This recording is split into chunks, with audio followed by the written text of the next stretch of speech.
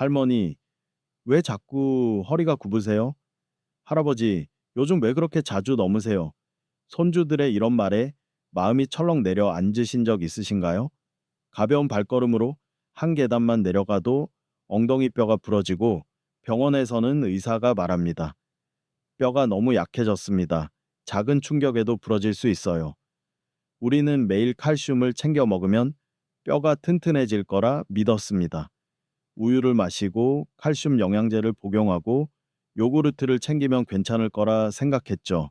그런데 왜 여전히 허리는 아프고 다리는 떨리고 아침마다 몸이 산산이 부서진 것처럼 느껴질까요? 저는 노인영양 전문의 최영석입니다. 지난 40년 동안 수천 명의 어르신들과 함께 뼈 건강을 지켜왔습니다. 그리고 오늘 분명히 말씀드리고 싶습니다. 골다공증의 원인은 단순히 칼슘 부족이 아닙니다. 여러분이 잘 모르셨던, 그러나 뼈 건강에 더 중요한 5가지 영양소가 있습니다. 오늘 영상에서는 매일 칼슘을 먹고도 엉덩이 뼈가 부러졌던 김순자 할머니의 이야기를 시작으로 뼈를 다시 살릴 수 있는 5가지 비타민과 미네랄, 그리고 그 영양소들이 숨어 있는 우리 일상 속 한식 메뉴들을 하나씩 소개해 드릴 겁니다. 이 영상이 끝날 때쯤이면 여러분의 뼈는 더는 무너지는 것이 아니라 다시 일어설 수 있다는 희망을 가지게 되실 겁니다. 지금 바로 시작해 볼까요? 여러분은 속이 빈 마른 대나무를 본 적이 있으신가요? 겉으로는 곧게 서 있지만 가벼운 바람만 스쳐도 뚝 하고 부러집니다. 이것이 바로 골다공증에 걸린 노인의 뼈 모습입니다. 우리는 뼈가 단단하고 튼튼하다고 생각하죠. 하지만 골다공증이 시작되면 뼛속은 마치 흰개미 굴처럼 비어있고 스펀지처럼 부드러워지며 쉽게 부서질 수 있습니다. 한 걸음 내딛는 순간 혹은 의자에 앉는 작은 동작조차도 사고로 이어질 수 있는 위험이 됩니다. 그리고 가장 무서운 건 이 모든 변화가 느껴지지도 않게 조용히 진행된다는 사실입니다. 골다공증은 조용한 도둑과 같습니다. 매일 조금씩 뼈의 밀도를 빼앗아갑니다. 아프지도 않고 붓지도 않고 열도 없습니다. 그러다 어느 날 허리를 숙여 물건을 줍는 순간 다시 일어날 수 없게 되는 겁니다. 계단에서 발을 헛디뎠을 뿐인데 병원에 실려가고 3개월 동안 입원 치료, 6개월 동안 재활 치료, 그리고 그 이후에도 예전처럼 걷지 못하고 심지어 스스로 화장실도 가기 어려워지는 경우도 있습니다. 그렇다면 원인은 무엇일까요? 나이가 들수록 뼈는 자연스럽게 약해집니다. 하지만 대부분의 사람들이 착각하는 것이 있습니다. 단순히 칼슘만 챙기면 되는 줄 안다는 것입니다. 실제로는 나이가 들수록 영양소 흡수 능력도 떨어지고 뼈를 새롭게 만드는 능력도 급격히 줄어듭니다. 먹는 양이 충분해도 뼈로 전달되는 열쇠가 없으면 소용이 없습니다. 그리고 진짜 위험한 건 여기서부터입니다. 많은 어르신들이 칼슘만 열심히 챙겨 먹고 정작 칼슘이 흡수되고 이동하고 뼈에 붙잡혀 있게 하는데 필요한 필수 영양소들을 완전히 놓치고 있다는 점입니다. 그 결과 칼슘이 뼈로 가지 못하고 혈관, 신장, 연조직에 축적되어 여러 가지 부작용을 일으키게 됩니다. 제가 예전에 만난 한 어르신은 매일 1000mg의 칼슘제를 빠짐없이 복용하셨습니다. 그런데 어느 날 신장결석으로 응급실에 실려왔습니다. 왜일까요? 비타민 D가 부족해서 칼슘이 몸에 흡수되지 않았고 비타민 K가 부족해서 칼슘이 뼈에 정착하지 못했습니다. 결국 과잉 칼슘이 소변을 통해 배출되다가 신장에 쌓여 결석이 생긴 겁니다. 칼슘을 많이 먹을수록 오히려 해가 되기도 합니다. 무조건 믿고 먹을수록 더 위험해지는 겁니다. 그렇다면 칼슘만으로는 부족하다면 도대체 무엇이 부족했던 걸까요? 이제 곧 제가 그 해답을 알려드리겠습니다. 우리가 매일 먹는 한식 속에 숨어 있는, 그러나 많은 분들이 전혀 모르고 지나치는 5가지 필수 영양소, 바로 그것들이 뼈를 다시 살리는 열쇠가 되어줄 것입니다. 제가 오늘 가장 먼저 소개해드리고 싶은 비타민은 바로 비타민 D입니다. 뼈를 집에 비유한다면 칼슘은 벽돌이고 비타민 D는 그 벽돌을 알맞은 자리에 쌓아주는 조용한 건축가입니다. 아무리 많은 벽돌이 있어도 제대로 쌓아주지 않으면 튼튼한 집은 지어질 수 없습니다.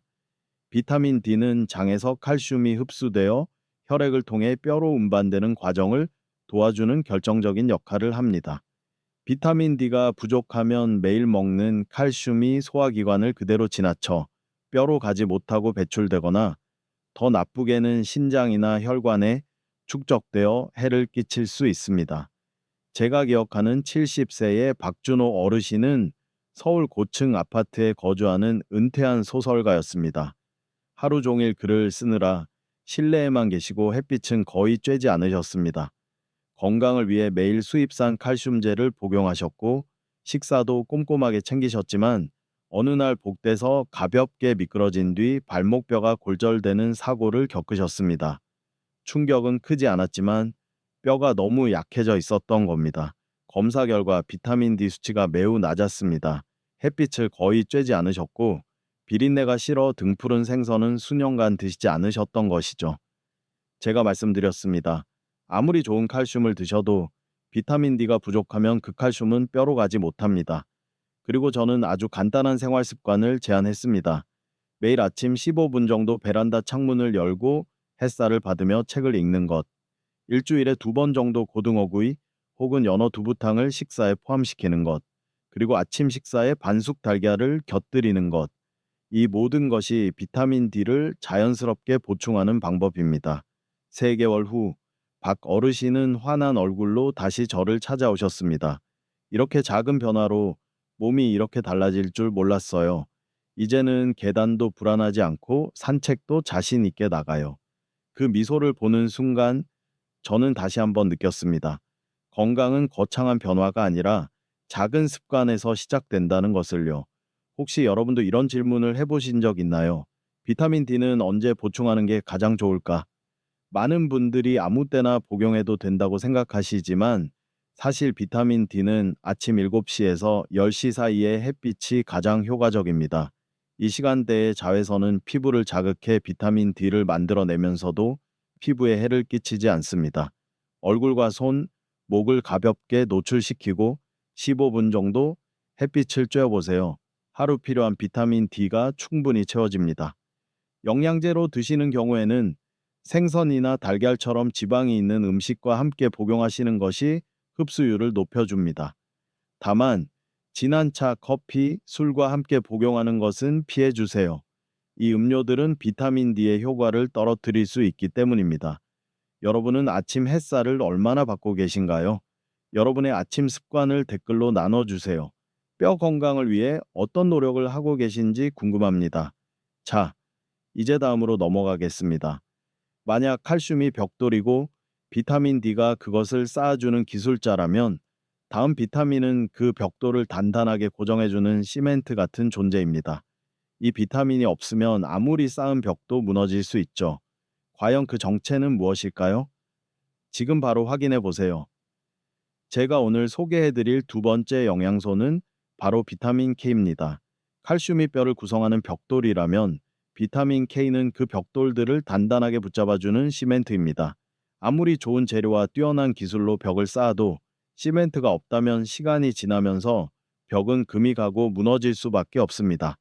비타민 K는 칼슘이 뼈 속에 안정적으로 머물도록 도와주며 칼슘이 잘못된 장소, 혈관이나 관절 등으로 이동해 쌓이는 것을 막아주는 중요한 역할을 합니다. 이 비타민이 부족하면 아무리 칼슘을 잘 섭취해도 뼈는 점점 약해지고 오히려 혈관에는 석회가 생기고 관절에는 통증이 찾아올 수 있습니다. 제가 진료했던 68세의 최영숙 할머니는 아주 깔끔하고 규칙적인 생활을 하시던 분이었습니다. 매일 칼슘을 챙겨 드시고 식사도 정갈하게 하셨지만 무릎 통증이 몇 달째 계속되어 병원을 찾으셨습니다.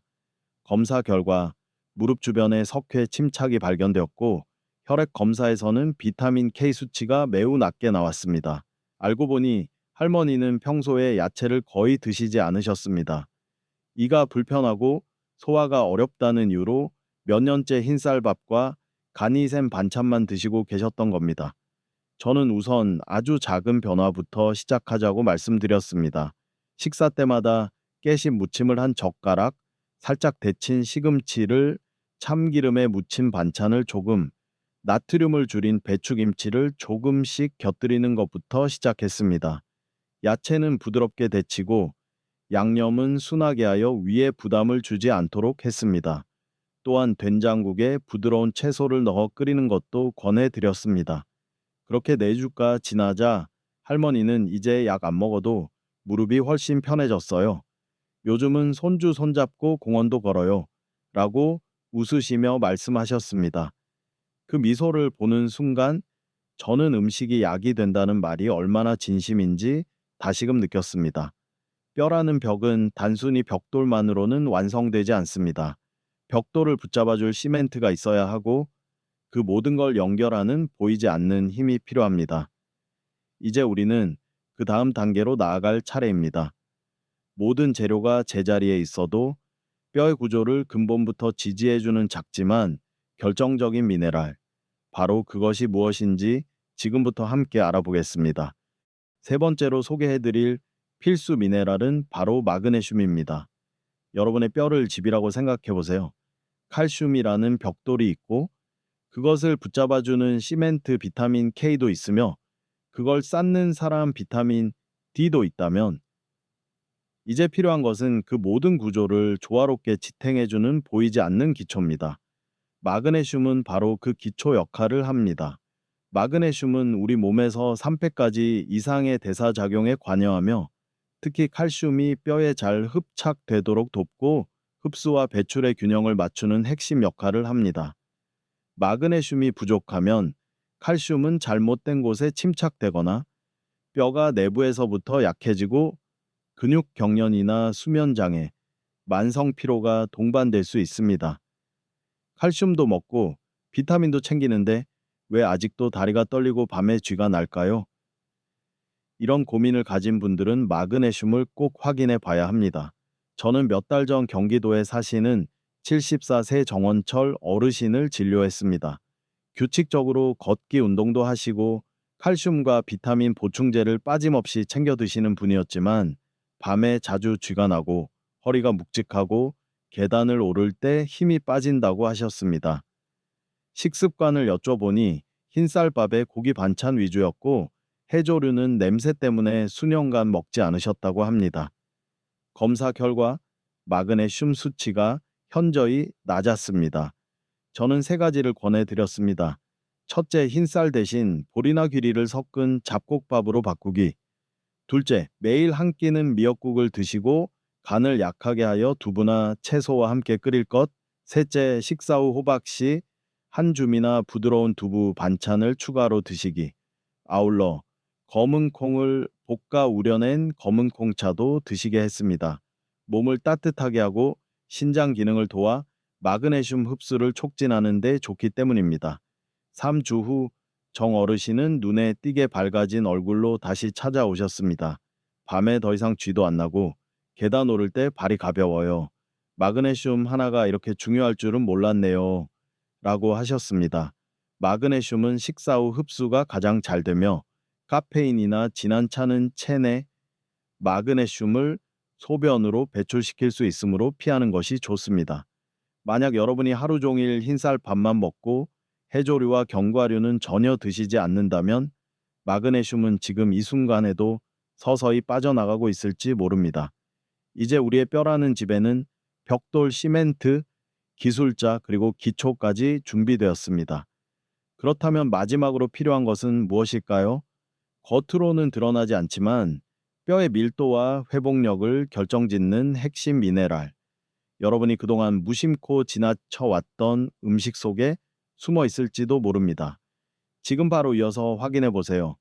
튼튼한 기초 위에 집을 지은 후 다음으로 필요한 것은 바로 속이 비지 않고 단단한 구조를 채워줄 핵심 재료입니다. 그 역할을 해주는 것이 바로 인포스퍼러스입니다. 이는 뼈의 경도와 내구성을 결정짓는 조용한 주역으로 뼈 조직 내 무기질의 25% 이상을 차지하며 칼슘과 함께 하이드록시아파타이트라는 결정체를 만들어 뼈의 강도를 유지합니다. 인이 부족하면 뼈는 겉으로는 멀쩡해 보여도 속이 비고 무르고 아주 작은 충격에도 부러지거나 휘어질 수 있습니다. 여러분도 혹시 이런 적이 있지 않으신가요? 식사를 잘 챙기고 영양제도 꾸준히 먹는데 계단 몇 층만 올라가도 다리가 풀리고 어깨나 허리가 항상 무겁고 텅 빈 느낌이 드는 경우요. 이런 증상은 이니 서서히 부족해지고 있다는 신호일 수 있습니다. 제가 진료했던 76세 강순남 할머니는 부산에 혼자 거주하시는 은퇴한 초등학교 선생님이셨습니다. 오랜 시간 동안 건강 관리에 신경을 쓰셨고 아침마다 우유를 마시며 고등어, 미역국 등 전형적인 건강 식단을 유지해 오셨습니다. 하지만 어느 순간부터 허리가 빠르게 굽어지고 이유 없이 몸이 나른해지며 기운이 빠진다고 하셨습니다. 골밀도 검사를 해보니 중등도의 골다공증이 있었고 근육량도 감소한 상태였습니다. 저는 인수치를 의심했고 식습관을 자세히 여쭤보니 평소 잡곡이나 달걀 유제품 섭취는 거의 없고 생선도 일주일에 한 번 정도로 제한하고 계셨습니다. 과도하게 클린 식단만을 고집하면서 뼈에 꼭 필요한 인이 빠져나가고 있었던 것입니다. 그래서 저는 식단을 다음과 같이 조정해 드렸습니다. 일주일에 두 번은 고등어구이나 명태찜을 드시고 연두부와 다시마를 넣은 국을 식사에 포함시키도록 했습니다. 오후 간식 시간에는 속이 더부룩하지 않도록 저지방 우유를 한 잔 드시게 했고 아침에는 현미나 귀리, 검정콩 등을 섞은 잡곡밥을 추천해 드렸습니다. 식사가 부담스러울 땐 흑임자죽이나 들깨무침을 함께 드시도록 했습니다. 이 모든 음식은 칼슘과 인의 균형을 맞춰 뼈에 흡수되도록 도와주는 대표적인 한식 재료입니다. 5주 후 할머니는 자세가 곧아지고 표정도 훨씬 밝아지셨습니다. 처음엔 인이라는 말도 낯설었는데 지금은 몸 안에서 뭔가 단단히 채워지는 느낌이에요. 예전엔 안 보이던 속이 이제는 꽉 찬 것 같아요. 라며 웃으셨습니다. 저는 그때 느꼈습니다. 겉으로 보이는 뼈 건강보다 더 중요한 건 속을 채우는 조용한 미네랄의 역할이라는 것을요. 이는 보충제를 통해 과도하게 섭취하면 오히려 뼈에서 칼슘을 빼내는 역효과를 불러일으킬 수 있으므로 음식을 통해 자연스럽게 섭취하는 것이 가장 안전합니다. 특히 단백질, 칼슘, 인의 비율을 균형 있게 유지하는 식단이 중요하며 충분한 수면과 가벼운 근력 운동이 뼈 세포 재생을 도와줍니다. 이제 우리의 뼈라는 집은 외형뿐 아니라 속까지 단단히 채워졌습니다. 하지만 시간이 지나며 자연스럽게 생기는 미세한 균열과 손상을 회복하려면 다음으로 필요한 것은 치유와 재생을 도와주는 마지막 미네랄입니다. 작지만 활발하게 움직이며 새로운 뼈 세포를 만드는 촉마에 같은 존재. 그 마지막 열쇠를 곧 만나보시죠. 칼슘이 뼈의 기본 재료이고 비타민 D가 그것을 운반하고 비타민 K가 단단히 고정하며 마그네슘이 뼈의 기초를 다져주고 인이 내부를 채워주는 역할을 했다면 이제 마지막으로 필요한 것은 바로 스스로 회복할 수 있는 힘을 길러주는 영양소, 즉 아연제센입니다. 아연은 뼈 세포의 손상을 회복시키고 새로운 뼈를 생성하며 콜라겐 합성과 면역 기능에도 깊이 관여하는 회복의 열쇠입니다. 혹시 이런 생각 해보신 적 있으신가요? 같은 나이, 같은 칼슘을 먹어도 어떤 사람은 골절 후 6개월이 지나도 잘 낫지 않는데 어떤 분은 4주 만에 움직이기 시작합니다. 상처가 잘 아물지 않고 관절 통증이 오래가고 작은 타박상도 낫는데 오래 걸리는 이유는 혹시 아연이 부족해서는 아닐까요? 제가 기억하는 78세 이창구 어르신은 강원도에 사시는 은퇴한 목수셨습니다. 손재주가 좋고 늘 부지런히 움직이셨는데 어느 날 마당에서 미끄러져 손목 골절을 입으셨습니다. 간단한 골절로 보였지만 석 달이 지나도 통증이 가시지 않았고 물병 하나 들기조차 힘들다고 하셨습니다. 병원에서 다시 촬영한 결과 골절 부위가 제대로 붙지 않고 있었고 뼈의 밀도도 더 낮아져 있었습니다. 식습관을 여쭤보니 붉은 고기나 해산물은 거의 드시지 않았고 주로 죽이나 맑은 국, 채소만 드시는 식단이었습니다. 혈액 검사에서 아연 수치가 현저히 낮게 나왔습니다. 저는 어르신의 식단을 조정해 드렸습니다. 첫째, 매주 2번에서 3번은 호박죽에 다진 소고기를 넣어 드시도록 했습니다. 둘째, 일주일에 한 번은 굴찜 또는 소고기 무국을 식사에 포함시키고 입맛이 없을 땐 연두부에 간장과 참기름을 곁들여 간단하게 드시게 했습니다. 계란찜에 김가루를 뿌려 부드럽게 만들어 드시는 것도 권해드렸습니다. 오후에는 따뜻한 현미차나 율무차를 마시며 소화를 돕고 아연 흡수를 유도했습니다. 2달 후 어르신은 손주에게 선물할 책장을 다시 만들기 시작하셨습니다. 이제는 뼈가 진짜 낫고 있다는 느낌이 들어요. 예전엔 나는 이제 그냥 늙었구나라고 생각했는데 지금은 다시 살아나는 기분입니다. 라고 하셨습니다. 아연은 많은 양이 필요하지는 않지만 부족하면 뼈는 스스로 치유할 수 없습니다. 나이가 들수록 아연 흡수율도 낮아지기 때문에 굴, 소고기, 호박씨, 달걀, 된장 등 전통 식재료를 활용한 꾸준한 식단 관리가 필수입니다. 이제 우리는 뼈라는 집을 위한 5가지 핵심 자재를 모두 갖추었습니다. 비타민 D, 칼슘 흡수를 돕고 비타민 K, 칼슘을 뼈에 고정시키며 마그네슘, 전체 균형과 기초를 다지고 뼈 내부를 단단하게 채우며 아연, 뼈를 회복하고 다시 세우는 역할. 하지만 여기서 끝이 아닙니다. 이 5가지를 어떻게 활용하느냐에 따라 그 효과는 2배, 아니 3배까지도 차이 날 수 있습니다. 어떻게 하면 한 끼 식사로 이 영양소들을 한 번에 섭취할 수 있을까요? 어떻게 조리하고 어떤 시간대에 어떤 음식과 함께 먹어야 흡수가 극대화될까요? 이제부터 이 질문에 대한 해답을 하나씩 알려드리겠습니다. 뼈 건강을 위한 지식은 이제 충분합니다. 이제는 지혜롭게 활용하는 법만 남았습니다. 지금부터 함께 배워봅시다.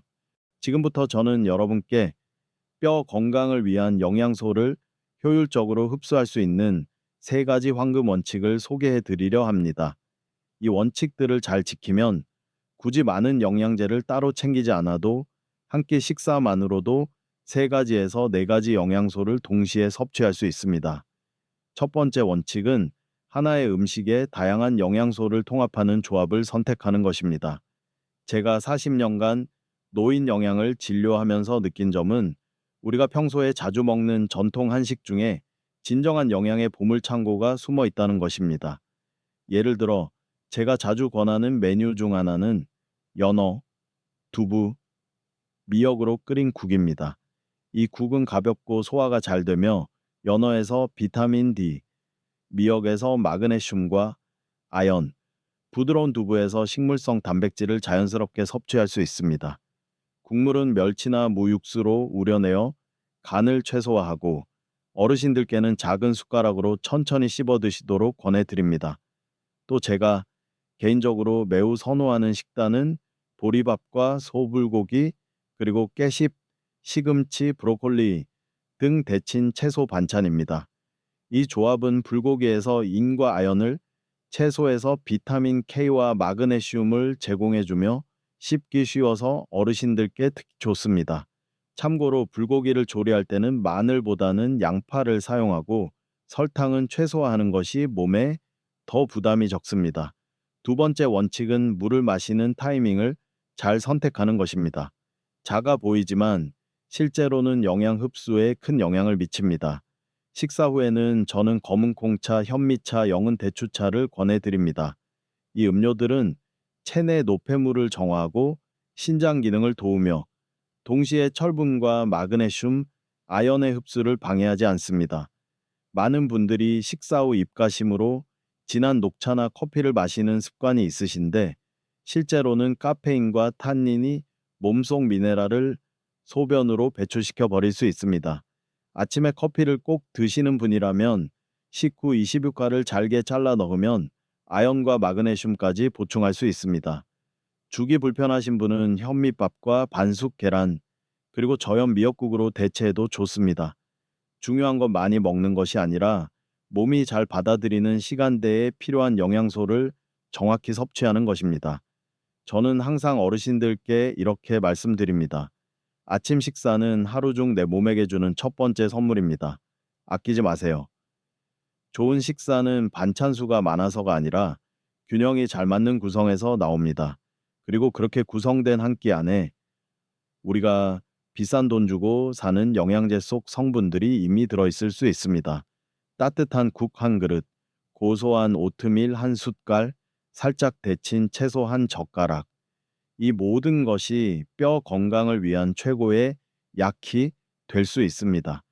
다음 시간에는 많은 분들이 뼈 건강을 챙긴다고 하면서도 무의식적으로 저지르는 세 가지 실수에 대해 알려드리겠습니다. 그 실수들이 지금까지의 모든 노력을 어떻게 무너뜨릴 수 있는지, 그리고 그것을 어떻게 간단히 바로잡을 수 있는지도 함께 말씀드릴게요. 내일부터 당장 바꿀 수 있도록 준비해 두었습니다. 여러분, 지금까지 우리는 뼈 건강에 중요한 5가지 영양소, 음식 조합 방법, 식사 타이밍, 물 마시는 습관에 대해 함께 배워왔습니다. 하지만 마지막으로 꼭 말씀드리고 싶은 중요한 한 가지가 남아 있습니다. 모든 사람에게 똑같이 적용되는 건강법은 없습니다. 사람마다 체질이 다르고 건강 상태도 다르며 복용 중인 약도 모두 다릅니다. 그렇기 때문에 똑같은 식단이나 방법이라도 개인의 상태에 맞게 조절하는 것이 매우 중요합니다. 예를 들어, 신장 기능에 문제가 있는 분들은 단백질이나 해조류, 견과류처럼 인과 칼륨이 많은 식재료를 과도하게 섭취하지 않도록 주의해야 합니다. 골다공증, 고혈압, 당뇨 등의 약을 복용 중인 분들은 마그네슘이나 비타민 K가 많은 음식이 약물과 상호작용을 일으킬 수 있으므로 조심해야 합니다. 저 역시 많은 환자분들을 만나보면 좋은 마음으로 식단을 바꾸셨지만 본인 몸에 맞지 않아 오히려 소화불량, 불면 혹은 효과가 느껴지지 않는 경우를 종종 보게 됩니다. 방법이 잘못된 것이 아니라 아직 내 몸에 꼭 맞는 방식으로 조정되지 않았기 때문입니다. 그래서 만약 기저질환이 있거나 약을 복용 중이시거나 과거에 신장결석이나 특별한 치료 이력이 있으시다면 이 영상을 따라하기 전에 반드시 주치의나 영양 전문가의 조언을 받으시길 권해드립니다. 좋은 음식, 건강한 습관도 결국은 나에게 맞을 때 비로소 진짜 효과를 발휘합니다. 내 몸의 소리를 잘 듣고 그에 맞는 작은 실천부터 시작해 보세요. 그것이 진정한 건강 관리의 첫걸음입니다. 지금까지 긴 여정을 함께 해주셔서 감사합니다. 여러분은 오늘 뼈를 위한 5가지 중요한 영양소를 알아보셨고, 그것을 어떻게 조합하고 언제 먹고 무엇을 피해야 하는지까지 배우셨습니다. 그리고 마지막으로 모든 정보는 내 몸에 맞게 조절하는 지혜가 필요하다는 것도 함께 느끼셨을 겁니다. 이 모든 이야기를 통해 제가 가장 전하고 싶은 메시지는 단 하나입니다. 뼈는 나이가 들어서 약해지는 것이 아니라 관리하지 않아서 약해지는 것입니다. 그리고 그 관리는 거창한 약이나 비싼 보충제가 아니라 매일 먹는 밥상 위에서부터 시작됩니다. 혹시 오늘 들은 이야기 중에서 특히 마음에 남는 부분이 있으신가요? 또는 나만의 식습관 중 바꾸고 싶은 점이 떠오르셨나요? 아래 댓글에 여러분의 이야기를 함께 나눠주세요. 저는 댓글 하나하나를 소중히 읽고 더 좋은 건강 정보를 준비하는 데 큰 힘을 얻습니다. 이 영상이 도움이 되셨다면 좋아요 버튼을 눌러주시고 건강이 필요한 가족이나 지인에게도 꼭 공유해 주세요. 구독과 알림 설정을 하시면 다음에도 더 따뜻하고 정확한 건강 이야기를 가장 먼저 만나보실 수 있습니다. 여러분의 뼈 건강, 제가 끝까지 함께 하겠습니다. 고맙습니다.